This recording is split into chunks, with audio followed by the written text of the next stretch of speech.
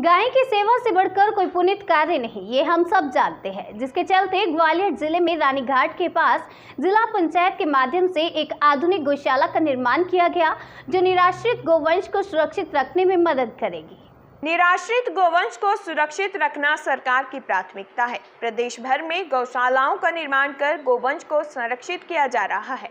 ग्वालियर जिले में रानीघाटी के पास जिला पंचायत के माध्यम से एक आधुनिक गौशाला का निर्माण किया गया है। गौशाला के निर्माण में ग्वालियर गौशाला में सहयोग कर रहे संतों ने भी अपना पूरा योगदान देकर गौशाला के निर्माण तथा गौ संरक्षण में अपनी महत्वपूर्ण भूमिका निभाई है। रानीघाटी के पास नवनिर्मित गौशाला में रविवार को बड़े पैमाने पर वृक्षारोपण किया गया। वृक्षारोपण के अवसर पर ग्वालियर संभाग के आयुक्त श्री MB ओझा, ADG श्री राजा बाबू सिंह, नगर निगम आयुक्त श्री संदीप माकिन, जिला पंचायत के मुख्य कार्यपालन अधिकारी श्री शिवम वर्मा, DFO श्री अभिनव पल्लव, ग्वालियर विशेष क्षेत्र विकास प्राधिकरण के पूर्व अध्यक्ष श्री राकेश जादौन, गौशाला के संत श्री अच्युतानंद, ऋषि महाराज, आत्मानंद आदि संत भी शामिल थे। संभागीय आयुक्त श्री MB ओझा ने कहा कि गौ सेवा से बड़ा कोई पुनीत कार्य नहीं है। निराश्रित गोवंश को संरक्षित करने के लिए सभी जिलों में गौशालाओं का निर्माण किया जा रहा है। गौशालाओं के निर्माण के साथ साथ समाज के सभी वर्गों को गौ संरक्षण और संवर्धन के कार्य से जुड़ना चाहिए। उन्होंने कहा कि ग्वालियर में लाल टिपारा पर नगर निगम द्वारा संचालित गौशाला के बाद अब रानीघाटी में भी बड़ी गौशाला का संचालन प्रारंभ किया जा रहा है। इसके प्रारंभ होने से ग्वालियर जिले में निराश्रित गोवंश को संरक्षित करने में मदद मिलेगी। कार्यक्रम में उपस्थित ADG श्री राजा बाबू सिंह ने कहा कि निराश्रित गोवंश को संरक्षित करना हम सबकी जवाबदारी है। यह कार्य शासन एवं प्रशासन के भरोसे ही छोड़ना ठीक नहीं है। इसमें समाज के सभी वर्गों की भागीदारी आवश्यक है। रानीघाटी पर निर्मित की गई गौशाला गौ संरक्षण की दिशा में एक सराहनीय पहल है। गौशालाओं में संतों द्वारा दिया जा रहा सहयोग हम सब के लिए एक उदाहरण है। हम सबको भी गौ संरक्षण के लिए अधिक से अधिक सहयोग देना चाहिए। उन्होंने जिला पंचायत एवं वन विभाग के माध्यम से रानीघाटी पर किए जा रहे कार्यों की सराहना की। कार्यक्रम में ओशो फाउंडेशन के विक्रम सिंह रावत, सरपंच ग्राम पंचायत बनेरी देवेंद्र करण राजपूत, अरविंद तोमर, सत्येंद्र रावत एवं समस्त ओशो फाउंडेशन टीम उपस्थित रही। न्यूज़ ऑफ भारत के लिए मध्य प्रदेश से स्टेट हेड इमरान खान की रिपोर्ट। उसके शरीर के चोले में सिर्फ खाना, सोना, बच्चे पैदा करना और मल मूत्र विसर्जित करना ये जीवन का लक्ष्य नहीं है। ये तो वाहन है, हमें बहुत दूर जाना है। परमात्मा ने खास उद्देश्य के लिए भेजा है। उन्हीं उद्देश्यों के प्रति अगर चेतना पैदा हो गई होगी तब इस मठ का निर्माण हुआ होगा और यहाँ कितने लोगों ने बैठ के साधना की होगी, कितने पॉजिटिव वाइब्रेशन उनके बने होंगे। ये इसका ऐतिहासिक महत्व है। दूसरा, CEO जिला पंचायत शिवम वर्मा बड़ी अच्छी बात बोल रहे थे।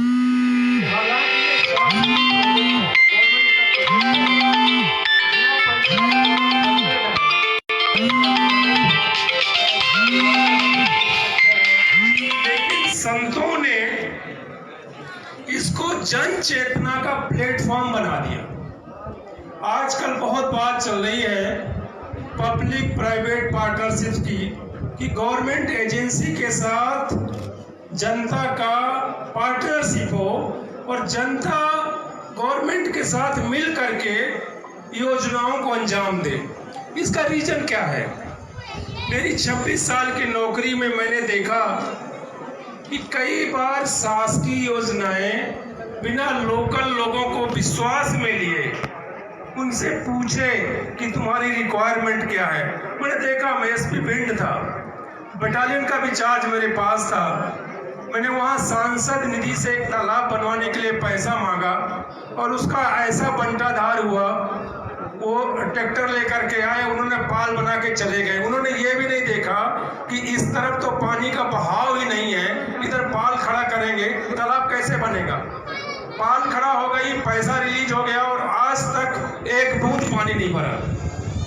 तो जब तक आम जन को विश्वास में नहीं लेंगे, साथ में नहीं लेंगे, वही बताएंगे कि यहाँ की समस्या क्या है। अभी ये सरपंच बहुत अच्छी बात कह रहे थे कि मैं पिछले 2 महीने से काम कर रहा हूँ, मुझे बहुत सारी चीजें समझ में आई।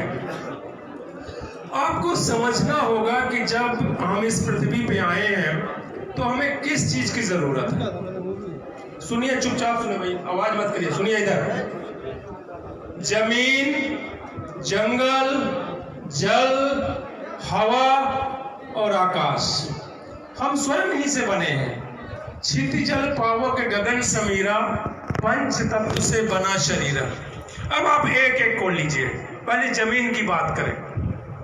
अभी मैं और कमिश्नर साहब ग्वालियर से आ रहे थे, रास्ते में मैंने देखा कि जो जमीन है वो बिगड़ चुकी है, मर चुकी है, मृदा नहीं रह गई, सॉइल नहीं रह गई, डर्ट बन गई, धूल बन गई है।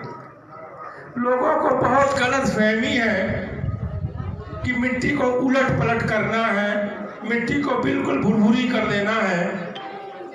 आपने देखा, मैं देखता हूं यहाँ बहुत लोगों को कि लोग आए और लोगों ने केमिकल फार्मिंग शुरू कर दी। मरी हुई मिट्टी में आप केमिकल फर्टिलाइजर, केमिकल पेस्टिसाइड डाल के और खूब पैदावार कर रहे हैं। कई बाहर के किसान यहाँ आए हैं, मालनपुर में, डबरा में और आपका अशोकनगर में, और वो केमिकल फार्मिंग शुरू कर दिए।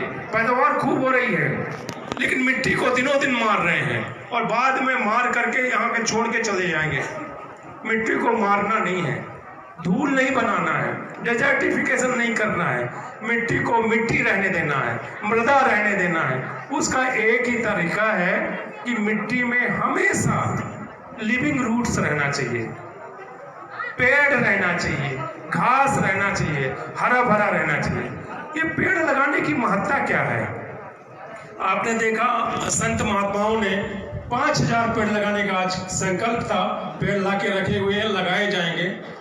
पेड़ों का क्या रोल है? पेड़ों का कई रोल है। पेड़ छाया देते हैं। आप देखें, जिस जगह पे जंगल कट गए हैं, गर्मियों में वहां जाना मुश्किल हो जाता है, इतना टेम्परेचर बढ़ जाता है। हर कोई दौड़ करके, पशु पक्षी भी पेड़ की छाया में जाते हैं। फिर जहां जंगल होता है, ज्यादा जंगल होता है, वहां बारिश अच्छी होती है।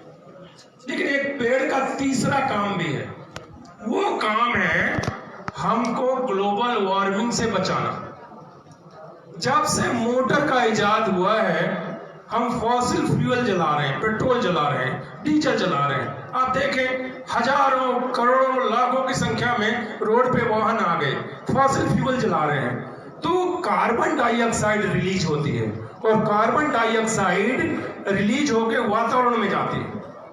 वहां वातावरण में कार्बन डाइऑक्साइड का लोड बढ़ रहा है और वो जो ओजोन परत है, जो अल्ट्रावायलेट रेज को रोकती है सूर्य की, अगर ना रोके तो हर आदमी को कैंसर हो जाए। उसको छेद रही है carbon dioxide. Already carbon dioxide का लोड बहुत बढ़ गया है।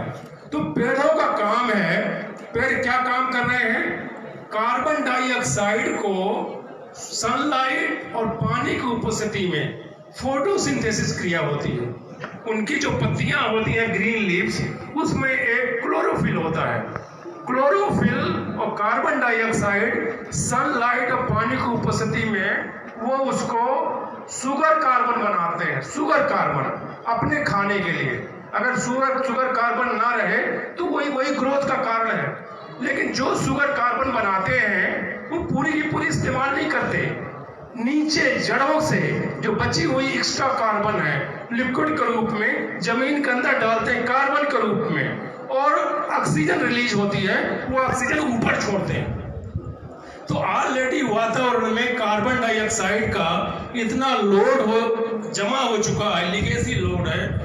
एक अमेरिका में सर्वे हुआ था कि पूरी की पूरी कार्बन डाइऑक्साइड को अगर ऑक्सीजन में कन्वर्ट करना है और जो कार्बन है उसको जमीन के अंदर गाड़ना है, जमीन के अंदर भेजना है, तो जो आर्टिफिशियल मेथड है उसने $400 पर टन का रेट एक कंपनी ने दिया था कि $400 पर टन के रेट से हम कार्बन डाइऑक्साइड को ट्रैप करेंगे वातावरण से, उसको ऑक्सीजन रिलीज कराएंगे और कार्बन जमीन के अंदर देंगे।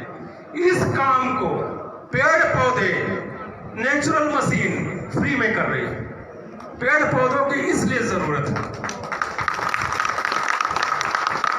तो मैं अनुरोध करूंगा कि आप पौधे लगाएं, पेड़ ज्यादा लगाएं। इसका नाम Allan Savory holistic management centre क्यों दिया गया? मैं स्वयं बुंदेलखंड का रहने वाला हूं, कमिश्नर साहब भी बुंदेलखंड के हैं। आपने देखा ये जो गोवंश की संख्या है हमारे लिए समस्या बनती जा रही है। मैं अपने यहाँ देखता हूँ कि ये जो गोवंश है, लोग जब तक दूध दे रही है तो घर में स्टॉल फीडिंग कराते हैं, बाद में छोड़ देते हैं, स्ट्रे कैटल बन जाते हैं। बुंदेलखंड में इसको अन्ना प्रथा कहते हैं। और now they have become paste animal. वो घूम रहे हैं 300 के झुंड में, 400 के झुंड में, और खेतों का नुकसान करते हैं। तो ये कॉन्सेप्ट आया कि इसका तरीका है कि आप गौशाला बना दें।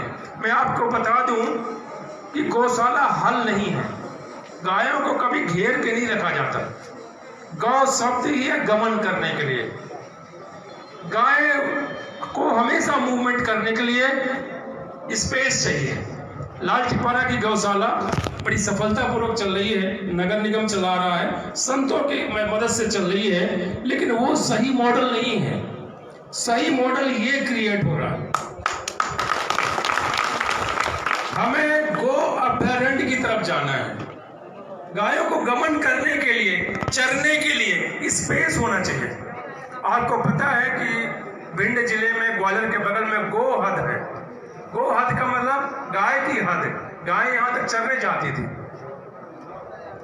गोधूली है, शाम को गाय लौटती थी, उनके खुर से जो धूल उड़ती थी वो गोधूली थी, इतनी पवित्र होती थी। गाय चलने के लिए, गाय घेर के रखने के लिए नहीं है। तो ये जो शिवम वर्मा कह रहे थे कि हम इस तरह के और भी क्रिएट कर रहे हैं, मैं आपसे अनुरोध करूंगा कि ग्वालियर जिले में जितने भी ब्लॉक हैं, हर ब्लॉक में आप ऐसी एक गौशाला, गो अभयारण्य क्रिएट करें और उस ब्लॉक के जो बच्चे हैं, युवा हैं, उनको यहाँ पे स्किलिंग कराएं, स्किल डेवलपमेंट करें उनको। अभी आपको पता है हम पोस्ट कोविड-19 वर्ल्ड में जी रहे हैं। जो लोग बॉम्बे, दिल्ली कमाने गए थे, वो डर के मारे वापस गांव में आ गए हैं। अब उनको रोजगार देना है, काम देना है। अभी हमारे माननीय प्रधानमंत्री जी ने 20 जून को ये जो मनरेगा है उसको नए तरीके से लॉन्च किया है और 25 नए जॉब रोल में उनको ट्रेनिंग देनी है युवाओं को। तो मैं चाहूंगा कि आप इस इलाके का जो मेन स्किलिंग सेंटर है युवाओं का, वो आप यहीं चालू करें। फिर आप पंचगव्य की चीजें बनाएं, यहाँ पे गो कास्ट बनाएं। अभी आपने देखा कि अगर किसी के यहाँ गमी हो जाती है, शव जलाने में लोग लकड़ी इस्तेमाल करते हैं, जंगल वैसे भी नहीं बचे हैं, आप गो कास्ट का इस्तेमाल करें। यानी यहाँ गाय का जो गोबर निकलेगा उसे गो कास्ट बनाइए। फिर जो देशी गाय है, पहले किसी हमारे यहाँ जमाने में गोमूत्रा थी, कहते थे इस शास्त्रार्थ में जो जीत जाएगा उसको 1000 गायें इनाम में दी जाएंगी। एक ऋषि थे, उन्होंने गाय की सींगों में सोना मढ़वा दिया कि जो शास्त्रार्थ में जीत जाएगा तो वो पूरी 1000 गायें ले जाएगा। जो देशी गाय है, आज हमारे देश में एक कमेटी बनाई गई है, डॉक्टर सतीश कुमार कमेटी। उस कमेटी ने टोटल 43 देसी गायों की नस्लें चिन्हित करी है। हमारे इलाके में, जैसे मेरे एक कथा थी बुंदेलखंड में, चित्तूर में आप जाएं, पुंगानूर है, नॉर्थ केरला में बेचूर है, काकरेज है, गिर है, गंगातीरी है, निमाड़ी है, देवयानी है, बहुत सारी नस्लें हैं। देसी नस्लों में कुबड़ होता है और उस कुबड़ में सूर्य नाड़ी होती है। और जो जर्सी गाय है उसका फ्लैट बैक होता है। और जो देशी गाय है उसके दूध में A2 प्रोटीन मिल्क होता है। उसका जो दूध होता है वो A2 प्रोटीन मिल्क होता है, जो बच्चों के लिए लाभदायक है। और जो होलिस्टिन फ्रीजियन है उसके दूध में A1 प्रोटीन होता है, जो हानिकारक है। इसलिए देसी गायों का संरक्षण होना चाहिए। दूसरा, यहाँ जो खास बात है जो बहुत अच्छी किया है, सरपंच साहब बता रहे थे कि यहाँ 2 स्टॉप डैम बनाए गए हैं जो 1 करोड़ लीटर पानी हर साल रोकेंगे। आपको पता है कि हमारी जनसंख्या कितनी बढ़ रही है, 130 करोड़ ऑलरेडी हो चुके हैं। और 2.1% के ग्रोथ रेट से लगातार बढ़ रही है, तो खाना तो बात की बात है, दूध बात की बात है, पानी हवा चाहिए कि ना चाहिए? आप किसी को पानी मत दीजिए, 12 घंटे 18 घंटे 2 दिन मर जाएगा। तो मीठे पानी की रिक्वायरमेंट बढ़ती जा रही है, तो रिक्वायरमेंट पूरी कहां से होगी? पूरी यहां से होगी कि आप बारिश के पानी को रोकें। 2 शब्द हैं, एवरेज एनुअल रेनफॉल और इफेक्टिव रेनफॉल। हमारे देश में वर्षा की प्रकृति ऐसी है कि पूरे साल का पानी 4 महीने में हो जाता है, और 4 महीने भी प्रतिदिन नहीं होता, एक दिन हुआ, एक हफ्ते नहीं हुआ, 85 दिन में होता है। 85 दिनों में भी पूरे दिन नहीं होता, कुछ घंटों में पूरे साल भर का पानी बरसता है, एवरेज एनुअल रेनफॉल। लेकिन अगर कुछ घंटों में पूरे साल का पानी बरस जाता है, इसका मतलब क्या है? मूसलाधार बारिश होती है।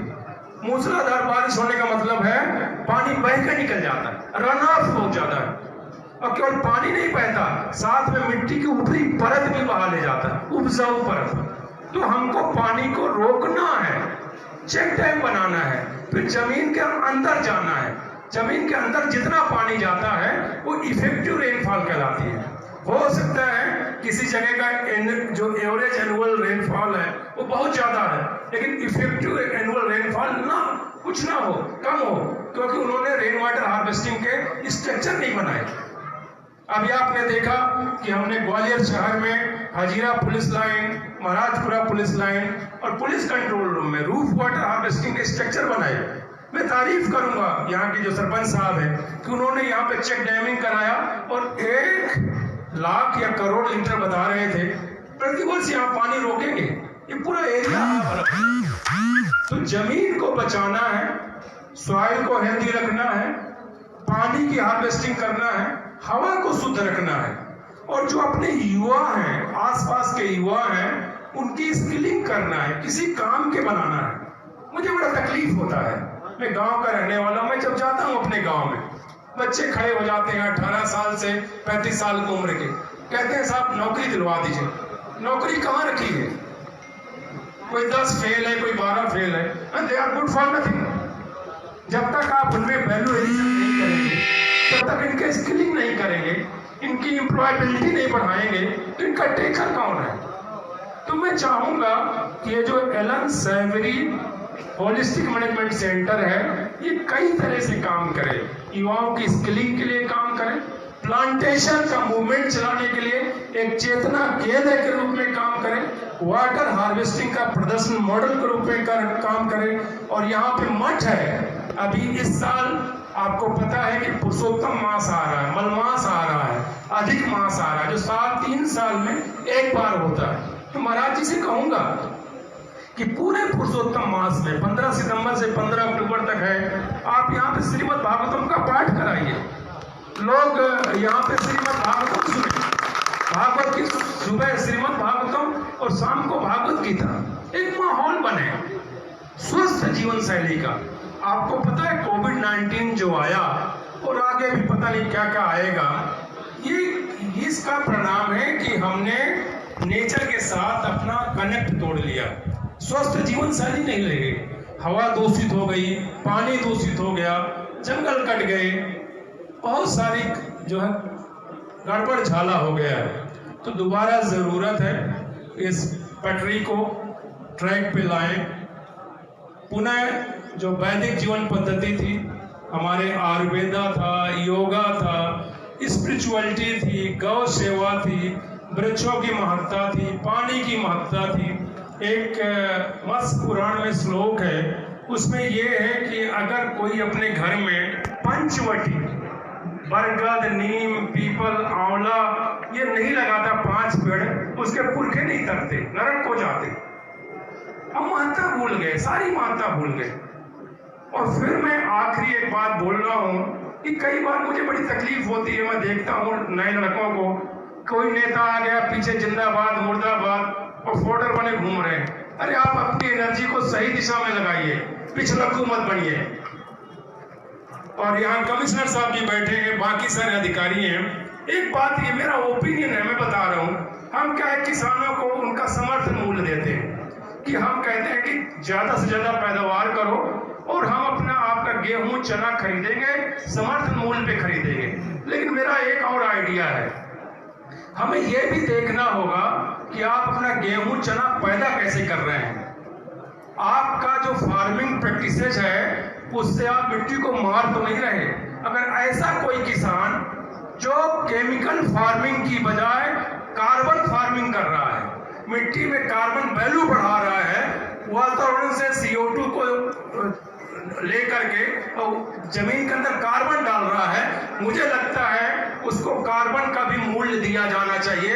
तभी हमारी मृदा बच पाएगी और तभी हमारा पानी बच पाएगा, तभी हमारा जंगल बच पाएगा। धन्यवाद। जय हिंद, जय भारत।